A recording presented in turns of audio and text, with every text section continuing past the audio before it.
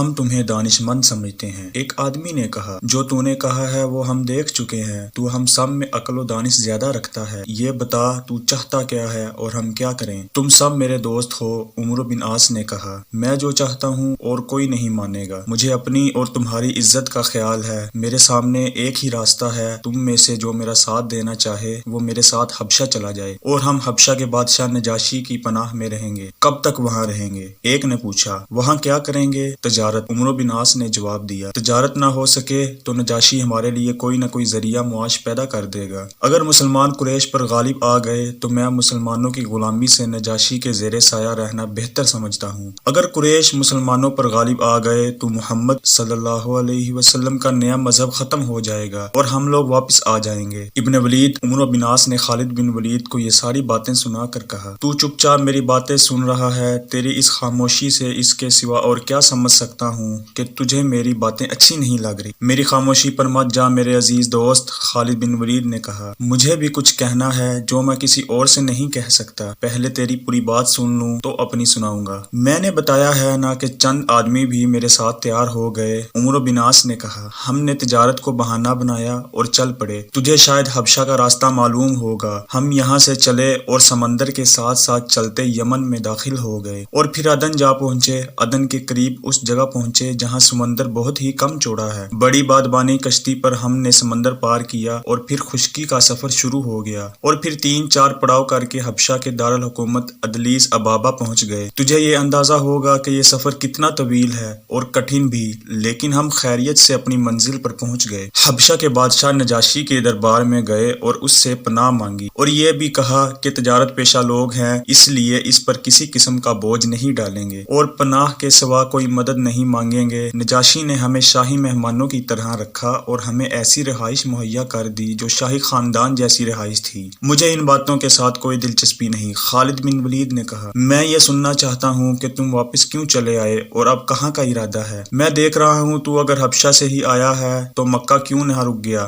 مکہ پیچھے بہت دور رہ گیا ہے، کیا تو کوئی خاص بات مجھ سے چھپا رہا ہے؟ نہیں ابن ولید، عمرو بن عاص نے کہا، تو میرا دوست ہے اور اہل قریش میں تجھے وہی برتر حیثیت حاصل ہے جو مجھے۔ میں نے مکہ سے روانہ ہونے سے پہلے تجھے نہیں بتایا تھا کہ میں یہاں سے ہمیشہ کے لیے جا رہا ہوں، یہ تو میں نے کسی کو بھی نہیں بتایا تھا اور اپنے ساتھیوں سے بھی کہا تھا کہ وہ بھی کسی کے ساتھ ذکر نہ کرے، لیکن اب دل میں ایسی بات آ گئی ہے جس کے متعلق میں فیصلہ نہیں کر سکتا۔ اچھا ہوا تو مل گیا۔ تیرے ساتھی کہاں ہیں؟ خالد بن ولید نے پوچھا۔ انہیں وہیں چھوڑ آیا ہوں، عمرو بن عاص نے جواب دیا۔ میں جو ارادہ کر کے وہاں سے آیا ہوں، میرے ساتھیوں کو یہ ارادہ پسند نہیں آیا اور میں ان کا ساتھ چھوڑ آیا ہوں۔ میں سمجھتا تھا کہ تو راستے سے بھٹک گیا۔ خالد بن ولید نے کہا، لیکن تیری باتوں سے شک ہوتا ہے کہ تیری عقل صحیح سوچوں سے بھٹک گئی ہے۔ اتنی لمبی باتیں نہ کر ابن عاص، مجھے صحیح بتا دے تیرا ارادہ کیا ہے اور تو کس منزل کا مسافر ہے؟ ابن ولید۔ عمر بن عاص نے کہا، جب تک پوری بات نہ سنا لوں اپنا ارادہ نہیں بتاؤں گا، کیونکہ تو غلط سمجھ لے گا۔ یہ تو تجھے معلوم ہے کہ ہمارے تاجر حبشہ جاتے رہتے ہیں، ہم وہاں تقریباً 1 سال سے ہیں۔ ایک روز عربی تاجروں کا ایک قافلہ ادلیس ابابا پہنچا، اس میں میری جان پہچان کے لوگ بھی تھے۔ ان سے پتہ چلا کہ محمد صلی اللہ علیہ وسلم نے حدیبیہ کے مقام پر قبیلہ قریش کے ساتھ ایک معاہدہ کیا ہے اور اس معاہدے کی روح سے قریش اور مسلمان 10 سال تک جنگ نہیں کریں گے۔ پھر مجھے پتہ چلا کہ محمد صلی اللہ علیہ وسلم نے قریش کی ساری شرطیں مان لی ہیں اور طے پایا ہے کہ وہ 1 سال بعد عمرہ کرنے آئیں گے۔ میں نے تسلیم نہیں کیا کہ ایسا معاہدہ ہوا ہوگا، لیکن تھوڑا ہی عرصہ بعد مکہ سے آیا ہوا ایک اور آدمی ملا۔ اس نے بتایا کہ مسلمان اپنے رسول محمد صلی اللہ علیہ وسلم کے ساتھ 1 سال بعد عمرہ کرنے آئے تھے اور پرامن طریقے سے عمرہ کر کے واپس چلے گئے۔ میں نے مکہ سے آنے والے اس شخص سے اور کئی باتیں پوچھی تو میں اس نتیجے پر پہنچا کہ قریش نے مسلمانوں کا غلبہ قبول کر لیا ہے اور ان کی برتری کو بھی تسلیم کر لیا ہے۔ ابن ولید، تجھے میری بات اچھی لگے نہ لگے، میں اپنے دل اور دماغ کی بات کرتا ہوں۔ میں محمد صلی اللہ علیہ وسلم کے کردار کا قائل ہو گیا ہوں اور سوچ سوچ کر میں اس رائے پر پہنچا ہوں کہ محمد صلی اللہ علیہ وسلم کا ستارہ اقبال کے عروج پر پہنچ گیا ہے۔ مجھے یہ بھی معلوم ہوا کہ مدینہ جا کر اسلام تیزی سے پھیل رہا ہے۔ پھر مجھے یہ پتہ چلا کہ قریش مدینہ پر یلغار کرنے گئے تھے، لیکن مسلمانوں نے ایک نئی رکاوٹ سوچ لی اور قریش کی یلغار ناکام ہو گئی۔ مسلمانوں نے مدینہ کے ارد گرد خندق کھودی تھی۔ خالد بن ولید بھی اس یلغار میں شامل تھے اور انہوں نے گھوڑے سے یہ خندق پھیلانگنے کی کوشش بھی کی تھی اور ناکام رہے تھے، اس لیے وہ جنگ خندق کی ہر بات عمر بن عاص کو سنا چکے تھے۔ انہوں نے جنگ خندق کی پوری تفصیل سنائی اور مسلمانوں کی دانش مندی کو خراج تحسین پیش کیا۔ انہوں نے خندق کھود کر قریش کا حملہ ناکام کر دیا تھا۔ پھر تو ہی بتا میرے عزیز دوست، عمر بن عاص نے کہا، میں مسلمانوں کی عسکری برتری کیوں نہ تسلیم کروں؟ میں نے یہ ساری تفصیل حبشہ میں سنی تھی اور میں اس نتیجے پر پہنچا کہ ہمارے اہل قریش کے پاس کچھ نہیں رہا۔ میں اس خیال سے آیا ہوں کہ محمد صلی اللہ علیہ وسلم میں وہ عظمت موجود ہے جو ہمارے قبیلے کے کسی بڑے بزرگ نے ابھی تک حاصل نہیں کی۔ میں جنگجو ہوں، تو بھی جنگجو ہے، کیا ہم اپنے لوگوں کے ساتھ مل کر کہیں اپنے جوہر دکھا سکتے ہیں؟ نہیں، کبھی نہیں۔ اب میں وہ بات کرنے لگا ہوں جو تجھے مشتعل کر دے گی اور ہو سکتا ہے تو مجھے قتل کر دینے کو تلوار نکال لے۔ اپنے دل کی بات مجھ سے سن لے۔ خالد بن ولید نے کہا، تو اسلام قبول کرنے کے ارادے سے آیا ہے؟ کیا میں نے غلط کہا؟ خدا کی قسم تو میرے دل کا بھید پا گیا۔ عمر بن عاص نے کہا، لیکن میں اس ارادے کے باوجود بھٹک جاتا ہوں۔ اب خیال آتا ہے کہ میرا یہ فیصلہ صحیح نہیں۔ شاید میں اپنے قبیلے سے رشتہ توڑنا چاہتا ہوں، لیکن اپنے لوگوں کو دیکھتا ہوں تو افسوس ہوتا ہے کہ مسلمانوں کے خلاف کچھ بھی نہ کر سکے، اور میں کہتا ہوں کہ وہ اسی قابل ہیں کہ مسلمان ان پر غالب آ جائیں۔ ابن ولید، مجھے بتا، کیا میں ٹھیک فیصلے پر پہنچا ہوں؟ اگر میرا فیصلہ غلط ہے تو خدا کی قسم تجھے اجازت دیتا ہوں کہ میرا سر تن سے جدا کر دے۔ خالد بن ولید نے آسمان کی طرف منہ کر کے بڑا سا جاندار قہقہہ لگایا،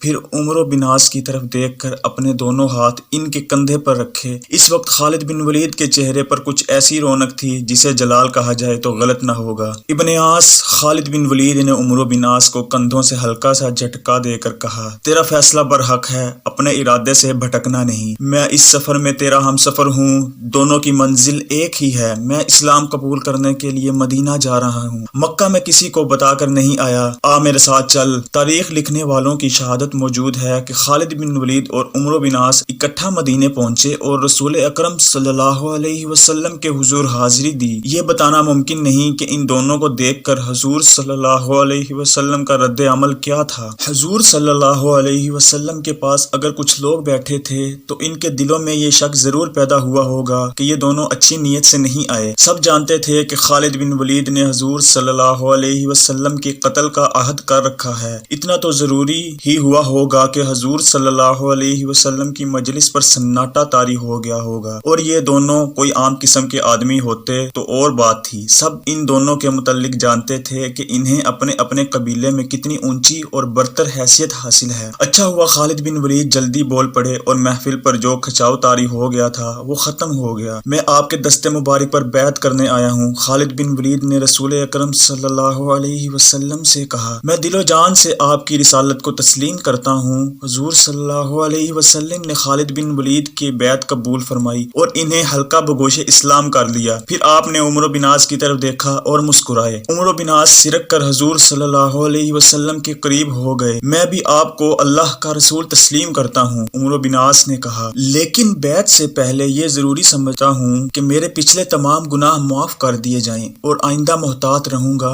اسلام کے دائرے میں رہوں گا اور اپنے آپ کو گناہوں سے پاک رکھوں گا۔ مصر کے مشہور تاریخ نویس محمد حسنین ہیکل مختلف حوالوں سے لکھتے ہیں کہ رسول اکرم صلی اللہ علیہ وسلم نے عمر بن عاص سے کہا کہ گناہ معاف کرنے والا اللہ ہے، اور جو توبہ کر کے اسلام میں داخل ہو جاتا ہے اس کے پچھلے تمام گناہ اس طرح دھل جاتے ہیں جس طرح ہجرت سے پچھلے تمام مصیبتیں ختم ہو جاتی ہیں۔ آپ صلی اللہ علیہ وسلم نے عمر بن عاص سے کہا کہ وہ بیعت کر لیں اور اپنے آپ میں خود ہی تبدیلی محسوس کریں گے۔ اس طرح عمر بن عاص نے بھی اسلام قبول کر لیا۔ رسول اکرم صلی اللہ علیہ وسلم خالد بن ولید اور عمر بن عاص کو مکہ سے جانتے تھے۔ آپ ان دونوں کی خوبیوں اور کردار سے خوب واقف تھے۔ آپ نے ان دونوں کو اعتماد میں لے لیا، بلکہ مورخ لکھتے ہیں کہ حضور صلی اللہ علیہ وسلم نے ان دونوں پر بہت زیادہ اعتماد کیا، لیکن دونوں اس اعتماد پر پورے اترے اور اسلام کو دو عظیم سپہ سالار مل گئے۔ چونکہ یہ داستان فتح مصر کی ہے، اس لیے ہم اپنے آپ کو اس کا پابند رکھیں گے اور انہیں سالاروں کا ذکر نمایاں طور پر کریں گے جنہوں نے فرعونوں کی زمین پر اسلام کے جھنڈے گاڑے تھے۔ ان سالاروں کے سپہ سالار عمر بن عاص تھے۔ فتح مصر کا خیال اور عزم عمر بن عاص کے دماغ میں ہی آیا تھا اور انہوں نے ہی امیر المؤمنین حضرت عمر رضی اللہ عنہ کو قائل کیا تھا کہ مصر پر فوج کشی کی جائے۔ امیر المؤمنین رضامند نہیں ہو رہے تھے اور عمر بن عاص کی تجاویز کو ٹالتے چلے آ رہے تھے۔ آخر ایک روز وہ قائل ہو ہی گئے۔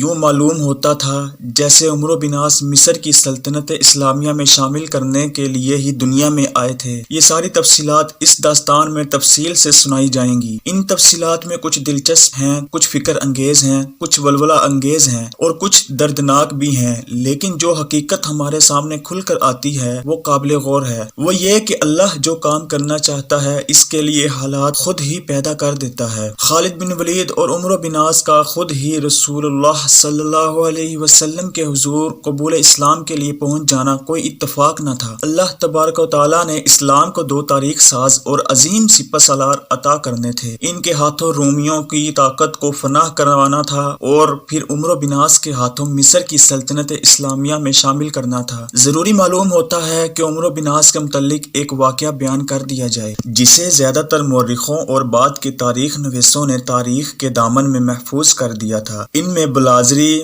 مقریزی اور ابن عبد الحکم خاص طور پر قابل ذکر ہیں۔ واقعہ یوں ہے کہ عمر بن عاص تجارت اور سیاحت کے سلسلے میں عراق اور شام، فلسطین اور مصر تک جایا کرتے تھے۔ یہ ان کے قبول اسلام سے بہت پہلے کا واقعہ ہے۔ ایک بار عمرو بن عاص چند ایک اہل قریش کے ساتھ تجارت کے سلسلے میں بیت المقدس گئے۔ انہیں وہاں بہت دن رکنا تھا اور انہوں نے شہر کے باہر ایک کھلی جگہ ڈیرے ڈال رکھے تھے۔ ان کے ساتھیوں میں سے ایک آدمی ہر روز اونٹوں کو چرانے کے لیے قریبی جنگل میں لے جایا کرتا تھا۔ ایک روز اونٹوں کو چرنے چگنے کے لیے لے جانے کی باری عمرو بن عاص کی تھی۔ دن کا پچھلا پہر تھا اور وہ اونٹوں کو کھول کر لے گئے اور ایک پہاڑی کے دامن میں لے جا کر کھلا چھوڑ دیا۔ وہاں گھاس اور جھاڑیوں کی بہتات تھی اور درخت ہرے بھرے تھے۔ موسم گرمیوں کا تھا اور ان دنوں گرمی انتہا کو پہنچی ہوئی تھی۔ انہوں نے دیکھا کہ ایک آدمی پہاڑی سے اتر رہا ہے۔ اس کے اترنے کا انداز بتا رہا تھا کہ اس کی ٹانگیں لڑکھڑا رہی ہیں اور کسی بھی قدم پر وہ گر پڑے گا۔ وہ لڑکھڑاتا ہوا نیچے آئے گا اور شاید زندہ نہ ہی رہے۔ عمرو بن عاص ایک درخت کے نیچے بیٹھے تھے اور اس آدمی کو بڑی غور سے دیکھ رہے تھے۔ وہ آدمی پہاڑی سے تو اتر آیا لیکن اس سے چلا نہیں جا رہا تھا۔ کبھی وہ اپنے دونوں ہاتھ اپنے گلے پر رکھ لیتا اور کبھی وہ رکتا اور اپنے آپ کو سنبھالنے کی کوشش کرتا۔ وہ قدم گھسیٹتا، ڈولتا، جھومتا عمرو بن عاص تک پہنچ گیا اور گر پڑا۔ پانی! اس آدمی کے منہ سے سسکی نکلی۔ پانی! مر جاؤں گا۔ عمرو بن عاص کے پاس پانی کا مشکیزہ بھرا ہوا تھا۔ گرمی اتنی کہ تھوڑی تھوڑی دیر بعد پیاس لگتی تھی اور حلق میں کانٹے چبھنے لگتے تھے۔ اس لیے عمرو بن عاص نے پانی کا مشکیزہ اپنے ساتھ رکھا ہوا تھا اور تھوڑی تھوڑی دیر بعد ایک دو گھونٹ پانی پی لیتے تھے۔ اس آدمی نے پانی مانگا تو عمرو بن عاص نے مشکیزہ کھولا اور پھر اس کو سہارا دے کر بٹھایا اور مشکیزے کا منہ اس کے منہ کے ساتھ لگا دیا۔ وہ شخص اتنا پیاسا تھا کہ آدھا مشکیزہ پانی پی گیا۔ تم نے مجھے پانی نہیں، نئی زندگی دی ہے، اس آدمی نے کہا۔ میں حضرت عیسیٰ علیہ السلام کی اس سرزمین کی زیارت کی خاطر پہاڑی پر چڑھ گیا تھا کہ دور دور تک اس علاقے کو دیکھوں گا، لیکن میری حماقت کے پانی کے ساتھ نہ لے گیا۔